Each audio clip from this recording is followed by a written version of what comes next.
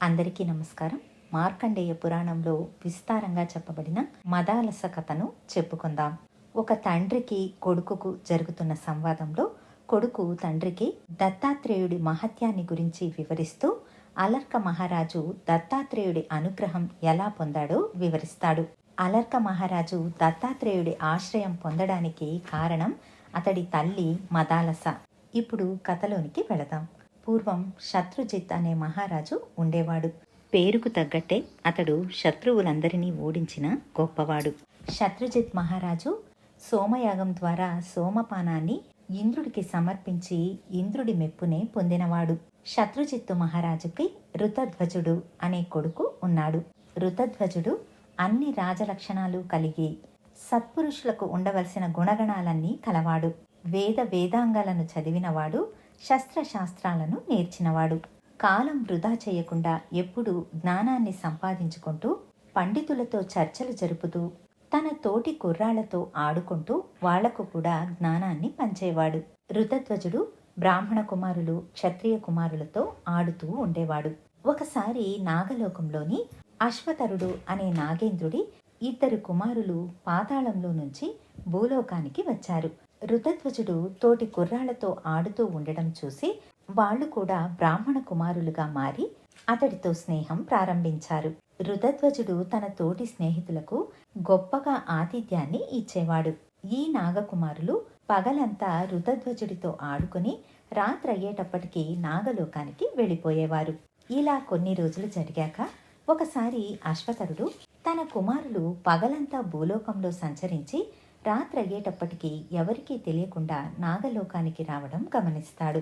అతడు తన కొడుకులను పిలిచి, మీరు రోజు భూలోకంలో ఎక్కడికి వెళ్తున్నారు అని అడుగుతాడు. అప్పుడు ఆ నాగకుమారులు, తండ్రి, భూలోకంలో శత్రుజిత్తు కుమారుడైన ఋతధ్వజుడు అనేవాడు ఉన్నాడు. అతడు గొప్ప గుణవంతుడు, అందగాడు, సకల విద్యలను నేర్చినవాడు. అతడితో స్నేహం మాకు ఎంతో నచ్చింది. అతడి ద్వారా మేము ఎన్నో విద్యలను నేర్చుకున్నాము. అతడిని చూడకుండా అతడితో స్నేహం చేయకుండా ఉండలేము అని అంటారు. ఇది విన్న అశ్వతరు ఎంతో ఆశ్చర్యపడి ఎంతో సంతోషించి, కుమారులారా, మనిషి ఎదురుగా ఉంటే వాళ్లను పొగటడం పరిపాటి. కానీ ఒక వ్యక్తి మన ముందు లేకపోయినా అతడిని పొగుడుతున్నారంటే అతడి గొప్పతనం ఏంటో అర్థమయ్యింది. శాస్త్రాలు చదివిన వారు చాలామంది ఉన్నారు, సంపత్తు కలిగిన వారు చాలామంది ఉన్నారు, కానీ ఈ రెండూ కలిగిన వారు అరుదుగా ఉంటారు. అటువంటి మీ స్నేహితుడి గురించి వింటుంటే చాలా ఆనందంగా ఉంది. అతడి తండ్రి గొప్ప అదృష్టవంతుడు.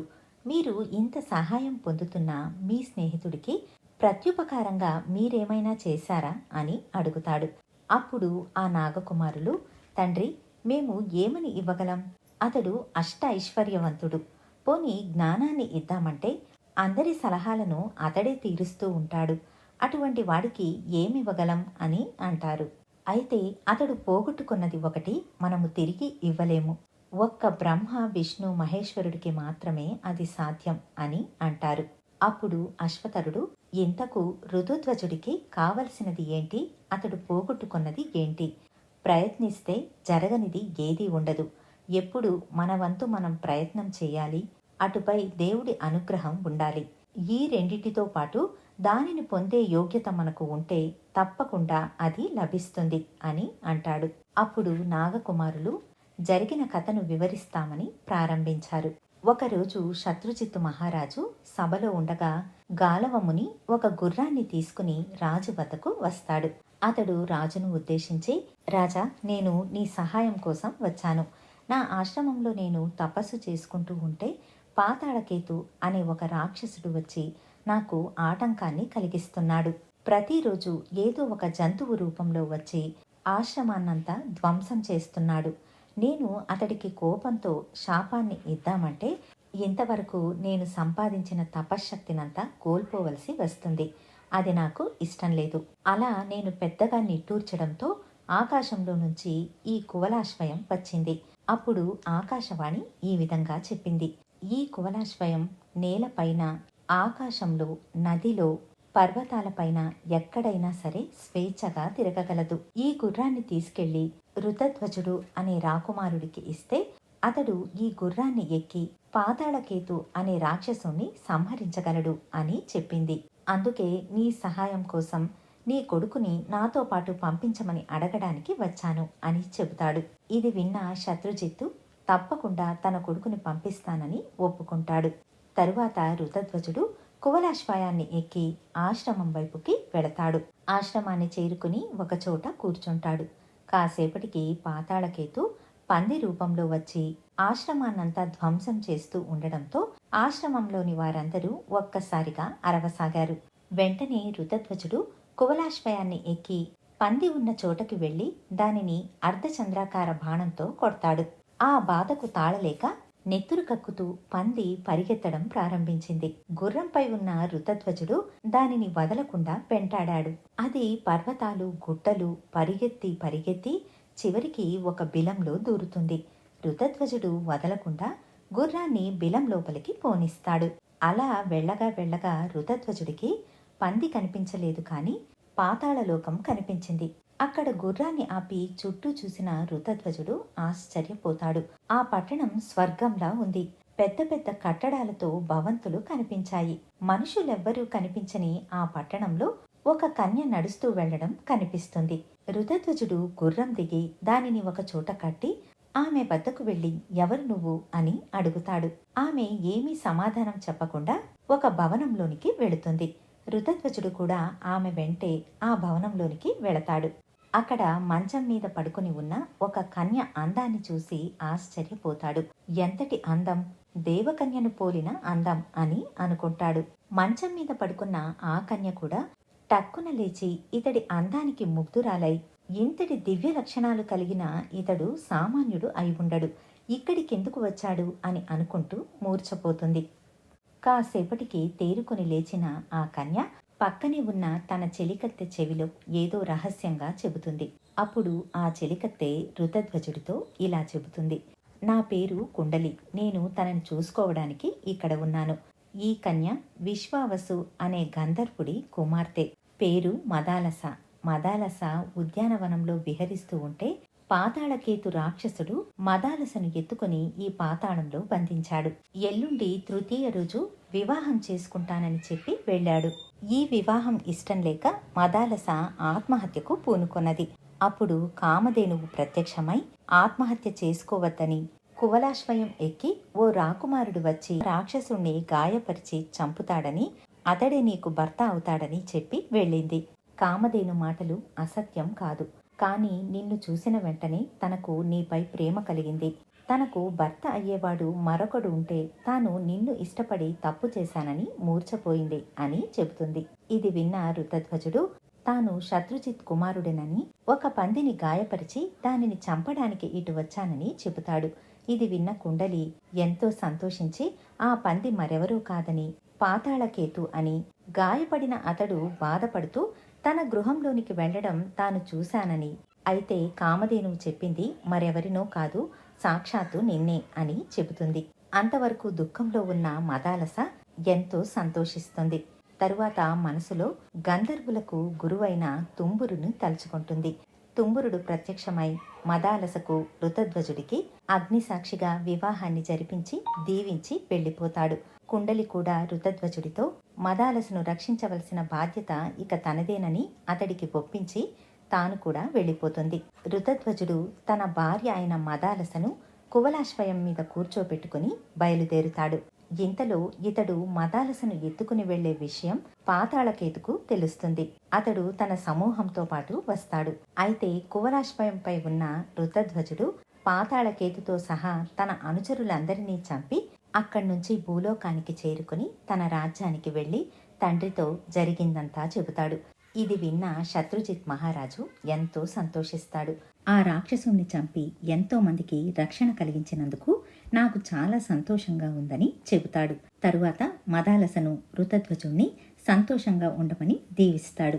ఋతధ్వజుడు తన భార్యను ఎంతో అపురూపంగా చూసుకుంటూ తన తల్లిదండ్రుల సేవలను చేసుకుంటూ ఎంతో సంతోషంగా జీవిస్తూ ఉంటాడు. మదాలస కూడా తన భర్తను ప్రాణం కన్నా ఎక్కువగా ప్రేమిస్తూ అత్తమామలకు సేవలు చేసుకుంటూ ఎంతో సంతోషంగా ఉంటుంది. ఒకసారి శత్రుజిత్ మహారాజు తన కొడుకును పిలిచి, రాజైనవాడు ప్రజలకు ఋషులకు ప్రాణికోటికి ఏ విధమైన హాని కలగకుండా చూసుకోవాలి. అది అతడి మొదటి బాధ్యత. కాబట్టి నువ్వు ప్రతిరోజు నగరంలోనికి వెళ్ళి ఎవరికి ఎటువంటి హాని కలగకుండా చూసుకో అని చెబుతాడు. అలాగే ఋతధ్వజుడు కూడా పగలంతా నగరాన్ని చుట్టి ప్రజలు ఏదైనా లోటుపాట్లు అనుభవిస్తూ ఉంటే వాటిని సవరిస్తూ సాయంకాలానికి ఇంటికి తిరిగి వచ్చేవాడు. ఇలా కొన్ని రోజులు జరిగాక ఒకరోజు ఋతధ్వజుడు నగరంలో సంచరిస్తూ ఉండగా ఒక ముని తపస్సు చేసుకుంటూ కనిపిస్తాడు. నిజానికి అతడు ముని రూపంలో ఉన్న రాక్షసుడు, పాతాళకేతు కొడుకైన కాలకేతు. అతడు ఋతధ్వజుణ్ణి చూసి ఇతడే తన తండ్రిని చంపిన రాకుమారుడని గుర్తించి ఇతడిపై పగ తీర్చుకోవాలని నిర్ణయించుకుంటాడు. రాజు వద్దకు వస్తాడు ముని రూపంలో ఉన్న రాక్షసుడు. ఋతధ్వజుడు మునిని చూసి నమస్కరించి మీకేదైనా సహాయం కావాలా అని అడుగుతాడు. దానికి కాలకేతు, నేను వరుణ హోమం చెయ్యాలని అనుకుంటున్నాను. దానికి 2 ఆటంకాలు కలుగుతున్నాయి. ఒకటి డబ్బు, రెండవది రక్షణ. కాబట్టి నీ మెడలో ఉన్న హారం ఇచ్చావంటే నేను వరుణ హోమం చేసుకుంటాను. నాకు కావలసినవన్నీ తెచ్చుకునే వరకు నువ్వు నా ఆశ్రమానికి కాపలాగా ఉండాలి. ఈ 2 పనులు చేసి పెడితే నాకు ఎంతో సహాయం చేసిన వాడివి అవుతావు అని అంటాడు. తప్పకుండా సహాయం చేస్తానని ఋతధ్వజుడు తన మెడలో ఉన్న హారాన్ని తీసి కాలకేతుకు ఇచ్చి మీరు వచ్చేదాకా ఆశ్రమాన్ని రక్షిస్తూ ఉంటాను అని చెబుతాడు. కాలకేతు కాస్త దూరం వెళ్ళి హారాన్ని తన మెడలో వేసుకుని నీటిలో మునిగి నేరుగా వెళ్లి శత్రుజిత్తు మహారాజును కలుసుకుంటాడు. ముని రూపంలోనే ఉన్న కాలకేతు రాక్షసుడు రాజును చూసి, రాజా, నీకు ఒక దుర్వార్తను తీసుకుని వచ్చాను. గుండె నిబ్బరం చేసుకుని విను. నీ కొడుకైన ఋతధ్వజుడు ఋషులను రక్షించే ప్రయత్నంలో ఒక రాక్షసుడికి చెక్కి తన ప్రాణాలను పోగొట్టుకున్నాడు. ఆ రాక్షసుడు కువలాశ్వయాన్ని తనతో పాటు తీసుకుని వెళ్ళిపోయాడు. అక్కడున్న జనమందరూ చేరి ఆ శవానికి నిప్పు పెట్టారు. ఇదిగో నీ కొడుకు హారాన్ని తీసుకుని నీకు విషయం చెబుతానని నేను ఇటు వచ్చాను అని అంటాడు. ఈ విషయం విన్న మరుక్షణం మదాలస గుండె పగిలి చనిపోతుంది. ఒక్కసారిగా రాజ్యమంతా విషాద ఛాయలు అలముకుంటాయి. అందరూ వెక్కి వెక్కి ఏడవసాగారు. చివరికి శత్రుజిత్తు తనను తాను సమాధానపరుచుకొని, నా కొడుకు ఋషులను కాపాడబోయి చనిపోయాడు. కాబట్టి అతడి చావుకు నేను దుఃఖించను. అతడి చావు ఎంతో గొప్పది. అలాగే నా కోడలు మదాలస తన భర్త చనిపోయాడన్న మాట వినే చనిపోయింది. ఇంతటి గొప్ప కోడలు ఎవరికి దొరుకుతుంది? ఇప్పుడు చెయ్యవలసింది చేద్దాం అని కోడలు చితికి నిప్పు పెట్టించి కొడుకు కోడలకు ఉత్తర క్రియలు జరిపిస్తాడు. కాలకేతు తాను వచ్చిన పని అయిందని ఎంతో సంతోషించి రాజు వద్ద సెలవు తీసుకుని మళ్ళీ సరోవరంలో మునిగి తన ఆశ్రమం వద్దకు చేరుకుంటాడు. అక్కడ ఋతధ్వజుణ్ణి కలుసుకుని, నేను వెళ్ళిన పని పూర్తి అయింది. నీకు కృతజ్ఞతలు. ఇక నువ్వు వెళ్ళి రావచ్చు అని అంటాడు. ఋతధ్వజుడు కూడా ముని వద్ద నుంచి సెలవు తీసుకుని తన రాజ్యానికి వెళతాడు. రాజ్యంలో ఋతధ్వజుడు అడుగు పెట్టగానే అందరికీ ఒకవైపు ఆశ్చర్యం, మరొక వైపు సంతోషం. నిజంగా ఋతధ్వజుడు తిరిగి వచ్చాడని ఎంతో సంతోషిస్తారు. ఋతధ్వజుడి తల్లిదండ్రుల ఆనందానికి అవధులు లేకుండా పోతుంది. అందరినీ చూసిన ఋతధ్వజుడు మదాలస కోసం వెతుకుతూ ఉంటాడు. అప్పుడు శత్రుజిత్తు జరిగిందంతా ఋతుధ్వజుడికి వివరిస్తాడు. కాలకేతు రాక్షసుడి మోసం గురించి ఋతధ్వజుడికి తెలుస్తుంది. అయితే తన మరణ వార్త విని చనిపోయిన మదాలస కోసం తాను ఏం చేయగలడు? తాను కూడా చనిపోవాలని అనుకుంటాడు. అలా చేసినట్లయితే శత్రువుకు మరింత ఆనందాన్ని ఇచ్చినట్లు అవుతుంది. అంతేకాకుండా వయసులో ఉన్న తల్లిదండ్రులను చూసుకోవాల్సిన బాధ్యత తన మీద ఉంది. మదాలసను తలుచుకుని ఎంతో దుఃఖించిన ఋతధ్వజుడు ఇక తాను ఎవరిని వివాహం చేసుకోనని నిర్ణయించుకుంటాడు. తరువాత తన తోటి స్నేహితులతో కాలాన్ని గడుపుతూ ఉంటాడు. ఈ విషయాన్నంతా నాగకుమారులు తమ తండ్రి అయిన అశ్వతరు నాగేంద్రుడికి వివరిస్తారు. తరువాత నాగకుమారులు తమ తండ్రిని ఉద్దేశించి, అలా ఋతధ్వజుడు తన భార్యను పోగొట్టుకున్న దుఃఖంలో ఉన్నాడు. చనిపోయిన భార్యను ఎవరు బతికించగలరు? అందుకే మేము ఇది కేవలం బ్రహ్మ విష్ణు మహేశ్వరులకు మాత్రమే సాధ్యం అని చెప్పాము అని అంటారు. అప్పుడు అశ్వతరు, మీ మిత్రుడికి తప్పకుండా సహాయం చేద్దాం. దైవ అనుగ్రహం ఉంటే సాధించలేనిది ఏముంది అని అంటాడు. దానికి వాళ్ళు ఆశ్చర్యపోయి, నిజంగానే మదాలసను మళ్ళీ తీసుకుని వస్తారా? అది సాధ్యపడుతుందా అని అడుగుతారు. తప్పకుండా మన ప్రయత్నం మనం చేద్దాం అంటాడు అశ్వతరు. తరువాత అశ్వతరు తపస్సు చేయడానికి వెళతాడు. అతడు సరస్వతీదేవి కోసం కఠినమైన తపస్సును చేస్తాడు. అతని తపస్సుకు మెచ్చి సరస్వతీదేవి ప్రత్యక్షమవుతుంది. అశ్వతరును చూసి నీకు ఏం వరం కావాలో కోరుకోమని అడుగుతుంది. అప్పుడు అశ్వతరు, నాకు నా సోదరుడైన కంబలకు సమస్త స్వరాలపై జ్ఞానం కావాలి, అంటే సమస్త సంగీత జ్ఞానం కావాలి అని అడుగుతాడు. సరస్వతీదేవి అలాగే అని అతడికి వరాన్ని అనుగ్రహించి అదృశ్యం అవుతుంది. తరువాత అశ్వతరు తన తమ్ముడైన కంబలతో పాటు కైలాసానికి చేరుకుంటాడు. అక్కడ శివుడికి సేవ చేయడం ప్రారంభించారు. ప్రతిరోజు విశేషమైన సంగీత సేవతో శివుణ్ణి ఆరాధిస్తారు. అలా ఒకరోజు కాదు, 2 రోజులు కాదు, ఎన్నో సంవత్సరాల పాటు ఎన్నో స్తోత్రాలతో పాటలతో శివుణ్ణి స్తుతించారు. సంగీతలోలుడైన శివుడు వీళ్ల సేవకు తృప్తిపడి వాళ్ళిద్దరినీ ఉద్దేశించి ఒక్క అపస్వరం కూడా లేకుండా స్వర రాగ తాళబద్ధంగా నన్ను స్తుతించారు. మీకు ఏం వరం కావాలో కోరుకోండి అని అంటాడు. అప్పుడు అశ్వతరు శివుణ్ణి ప్రార్థించి మదాలస తిరిగి బతకాలని కోరుకుంటాడు. చనిపోయిన ప్రతి ఒక్కరూ ఎక్కడో ఒక చోట పుట్టడం సహజం. మళ్ళీ పుట్టినప్పుడు చిన్నపిల్లలుగా, ఇంకా ముందు జన్మ ఏమీ జ్ఞాపకం లేకుండా పుడతారు. అయితే అశ్వతరు శివుణ్ణి మదాలస ఏ వయసులో చనిపోయిందో ఆ వయసులోనే పుట్టాలి, ఇంకా తనకు తన గత జన్మ అంతా జ్ఞాపకం ఉండాలి, అంటే ఋతుధ్వజుడితో తనకు వివాహం జరిగినది, ముందు జన్మలో ఏమేం జరిగిందో ప్రతిదీ తనకు గుర్తు ఉండాలి. ఇంకా చెప్పాలంటే మదాలస నిద్రపోయి లేచి వచ్చినట్లు ఉండాలి అని వేడుకుంటాడు. అప్పుడు శివుడు తదాస్తు అని దీవిస్తాడు. తరువాత నువ్వు ముందుగా పితృవులకు శ్రాద్ధం చేసి వాళ్లను తృప్తిపరచు. ఆ తరువాత పితృవులకు పెట్టే 3 పిండాలలో మధ్యమ పిండాన్ని తీసుకుని భుజించు. నువ్వు ఆ పిండాన్ని స్వీకరించేటప్పుడు మదాలసనే గుర్తు పెట్టుకుని తినాలి. ఆ తరువాత నువ్వు వదిలే ఊపిరి నుంచి మదాలస బయటికి వస్తుంది అని చెబుతాడు. తరువాత అశ్వతరు తన సోదరుడితో పాటు పాతాళలోకానికి వస్తాడు. అక్కడ పితృవులకు శ్రాద్ధం చేసి మదాలసను తలుచుకుంటూ మధ్యమ పిండాన్ని స్వీకరిస్తాడు.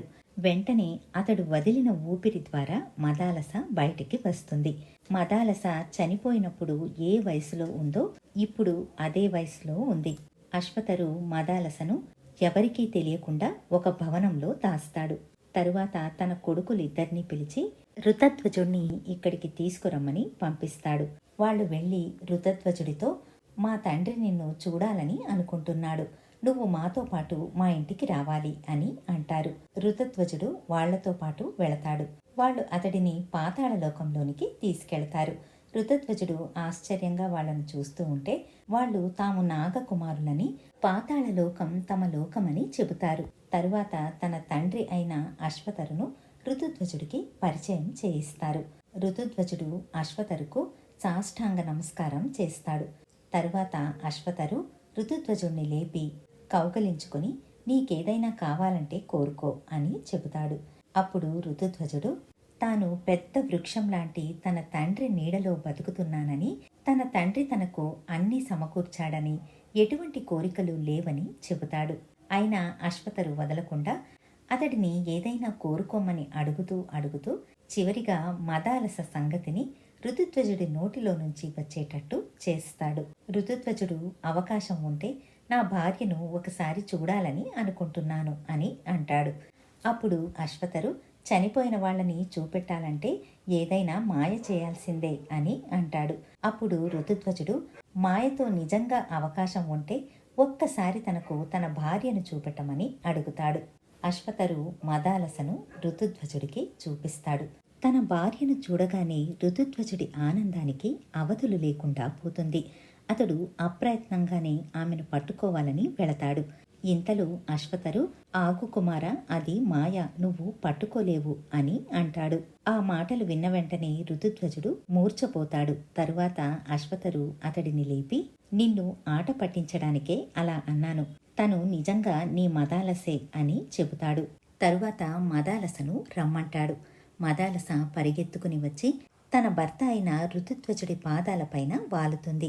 ఋతుధ్వజుడి ఆనందానికి అవధులు లేదు. చనిపోయిన తన భార్య ఎలా తిరిగి వచ్చింది? తనకు అంత్య సంస్కారాలు కూడా పూర్తి అయ్యింది కదా అని ఆశ్చర్యపోతాడు. అశ్వతరు జరిగిందంతా ఋతుధ్వజుడికి వివరిస్తాడు. ఆ శివుడి అనుగ్రహం, సరస్వతీదేవి అనుగ్రహం, పితృదేవతల అనుగ్రహంతో మదాలస మళ్లీ ఎలా బతికిందో వివరిస్తాడు. ఇక్కడ ధర్మ మార్గంలో నడుస్తున్న ఋతుధ్వజుడి కోసం అశ్వతరు తపస్సు చేసి మదాలసను బతికించి తిరిగి అతడికి ఇవ్వడంలో అశ్వతరు గొప్పతనాన్ని కీర్తించాలి. ఋతుధ్వజుడు అశ్వతరుకు 1000 సార్లు నమస్కారం చేసి కృతజ్ఞతలు తెలుపుకుని తన అంతఃపురానికి తిరిగి వస్తాడు. ఋతుధ్వజుడితో పాటు తన కోడలైన మదాలసను చూసి శత్రుజిత్ మహారాజు ఆశ్చర్యపోతాడు. తరువాత ఋతుధ్వజుడు జరిగినదంతా వివరిస్తాడు. ఇది విన్న శత్రుజిత్ ఎంతో సంతోషపడిపోయి మళ్లీ మదాలస వచ్చిందని రాజ్యం మొత్తం ఉత్సవాలను ఏర్పాటు చేస్తాడు. అశ్వతరు కీర్తి భూలోకమంతా వ్యాపిస్తుంది. ఋతుధ్వజుడు ఎంతో సంతోషంగా మదాలసతో తన జీవనాన్ని కొనసాగిస్తాడు. శత్రుజిత్ మహారాజు కూడా తరువాత ఎంతో కాలం రాజ్యాన్ని వైభవంగా పరిపాలిస్తాడు. కాలక్రమేణా వయసు పైబడటంతో శత్రుజిత్ మహారాజు రాజ్యాన్ని తన కొడుకైన ఋతుధ్వజుడికి అప్పగించి తాను కన్నుమూస్తాడు. తరువాత ఋతుధ్వజుడు రాజ్యాన్ని సుభిక్షంగా పాలిస్తూ భార్య మదాలసతో సంతోషంగా ఉంటాడు. వీళ్లకు 4 కొడుకులు పుడతారు. ఈ పిల్లలను పెంచేటప్పుడు మదాలస ఎంత గొప్ప స్త్రీ అని తెలుస్తుంది.